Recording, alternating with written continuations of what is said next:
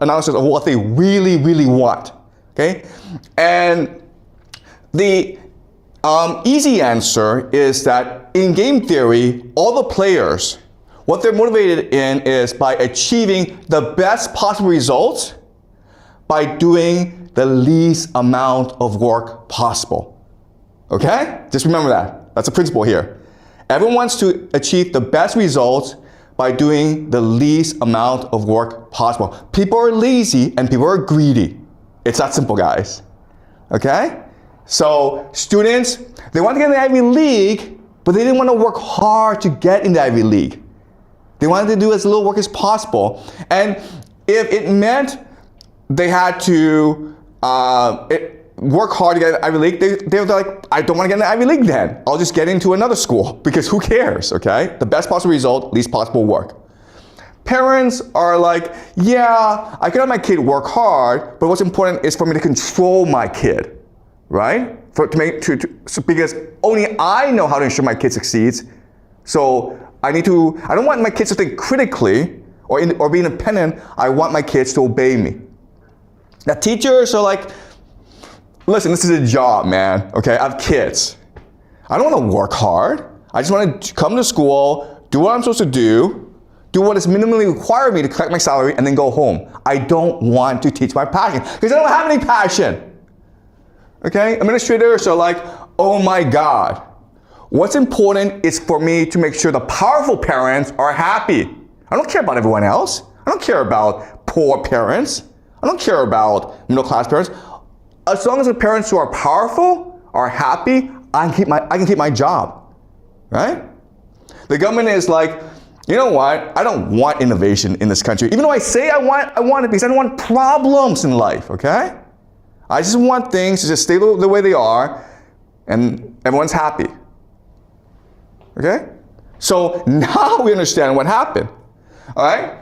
All right, so now what I will show you is this. I will show you how a game is constructed. A game is constructed when all the different players agree on the rules and incentives of the game. All right? I was an outsider. I was not a player. I came in to construct a game in which I felt that students would thrive, and they did thrive. But that's not what they want.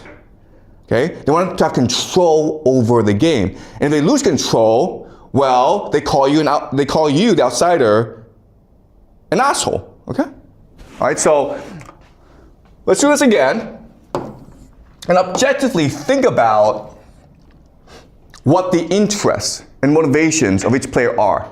And when their interests converge, that's the game they play. All right, so you have students, parents, teachers, leaders, school administrators, and then the colleges. Okay? Another thing that you have to do in game theory that's very important is you have to rank the power of each player. Yeah, you have a question? The government? Excuse me? The government, yes. Sorry. You're right. I forgot about the government. Okay, and the government. Okay. Another thing that you have to do in game theory is you have to rank the importance of the players. Okay, so not all players are equal. So in this game theory, even though there are students, and students are the majority, students actually don't matter. Okay? What students actually think and want don't actually matter. What matters, of course, are the parents, because the parents pay to play in this game, and parents can cause a lot of problems if they don't get what they want, okay? So the most important are the parents. Then you have the teachers. Why? Because the teachers are the ones who are implementing the rules of the game, okay? The way that teachers behave determines how this game is played. And then these two are the most important, okay? Then maybe you have administrators as well, but they're not as important as the parents and the teachers. The government doesn't really matter because they don't really care, right? It's one school among thousands. Who cares what the school does as long as it doesn't cause me any problems? The colleges don't care either. They say they want really passionate students who are curious, who are imaginative from China. They don't care. Okay? For them, it's just business. They just want students who are willing to pay money to get a crappy education in America. All right? So the costs don't really matter. They'll take anyone who is willing to pay. And the Ivy League, yeah, everyone's getting an Ivy League, but who do the Ivy League want? They want people who are to be successful in life, right? And who are these people? Not the best students. These are people from powerful families. Okay, so this game is rigged, right? They have all this talk about, we want the best motivated students, we want peer students who are curious, who are passionate. It's all nonsense, okay? That's not how the game is played. So the cards don't really matter either. Okay, so these are the three major players: the parents, the teachers, the administrators, students, government, colleges. They are in this game, but they don't really matter. Okay? So now what we're gonna do is, we'll analyze the mentality, the worldview, the interests of each player. Okay? And again, once we do that, once we figure out where they converge, then we know how the game is constructed. All right, so let's look at students. Students, okay, they want to be popular, right? So most students come to school, and actually their priority is not to learn, their priority is to make friends and to be popular among their friends. Okay, because that's just human nature. That's true, right? Then you have please teachers and parents. Okay, this is really important to understand. You're not in school not to learn, you're in school to please parents and to teachers. Why? Because parents are the ones who pay for your way in life, right? The ones who give you food. Teachers are the ones who gives you grades. You're not here to learn, you're here to please them. There's a difference, okay? And grades are a way of showing how well you're pleasing the parents and the teachers. Okay? Is that true? All right. And then you're like, have fun. Okay? And then get a good college. Okay? All right? So, am I missing anything among the students? All right, so, okay, I'm sure there's more, but let's just keep on going, okay? Now, parents. Well, the parents, what they want is, of course, successful kids. But they want successful kids not because they believe that success will make their kid happy. What they really want, of course, is face. Right?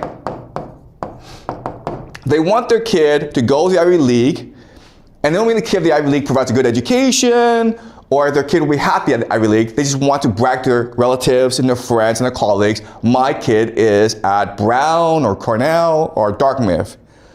Okay? But face also means to treat education as a luxury product.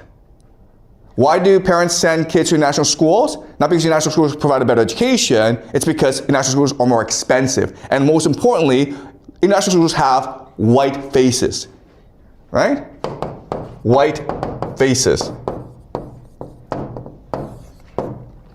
Okay?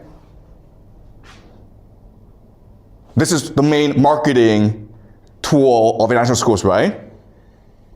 They have all these white faces, white teachers, and like, oh my God, this is a real national school now. You don't care if the teacher is actually good at what they're doing. You don't care if the kids are actually learning.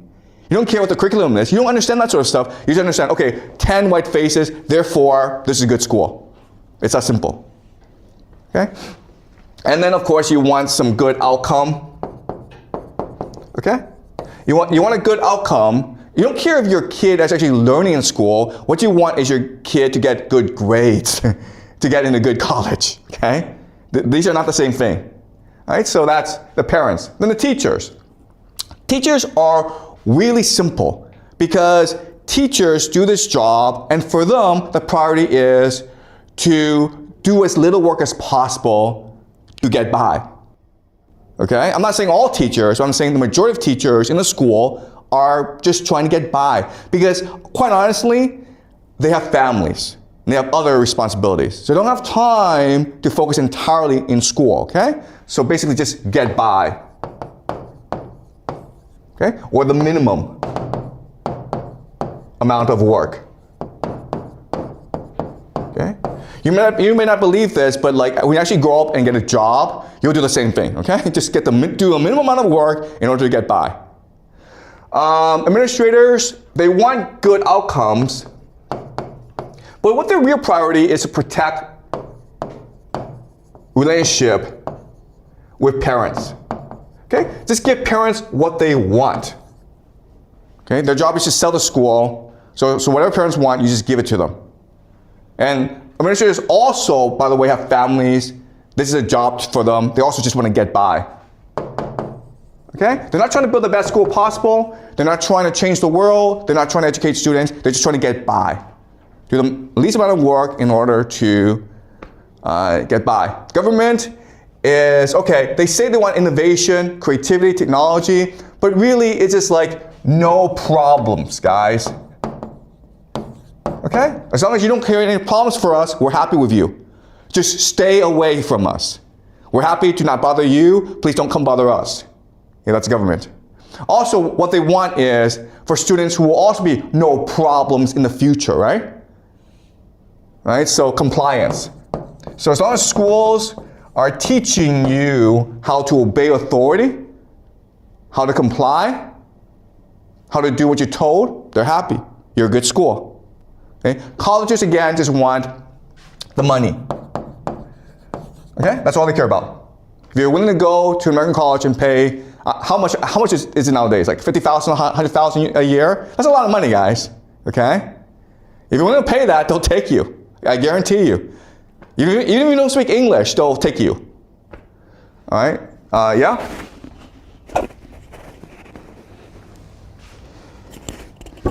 So you mentioned that earlier, like the purpose of education are that three things, but now schools don't do that. So what caused the transformation? Yeah, that's a really good question. When and also. Yeah, okay. So what we discussed last class is the idea of superstructure, right? Superstructure. Sorry. Superstructure is just the macro picture of a society. It's demographics. How many people are there? It's economy. It's politics. It's religion. Okay, and we discuss how societies are born, they mature, and then they die. Okay? So there's actually another way of understanding this. You can actually use three metrics to understand how societies develop, okay? And these three metrics are cohesion, openness, and energy. Okay? So what is energy? Energy just means you want to work hard. Okay? You believe, you're motivated, you're driven, you work hard all the time. And working hard just doesn't mean like you work 12 hours. It just means like you're focused, you're attentive, right? So for example, if you're working at a restaurant as a cook, you want to make a really good meal. Okay, you're energetic about it. Okay, does that make sense? That's energy. Okay, so openness just means that you want to learn, you want to grow. You're willing to admit you made a mistake and improve on yourself. Okay? And the last thing is cohesion, where you see yourself as part of a society, part of a community of people.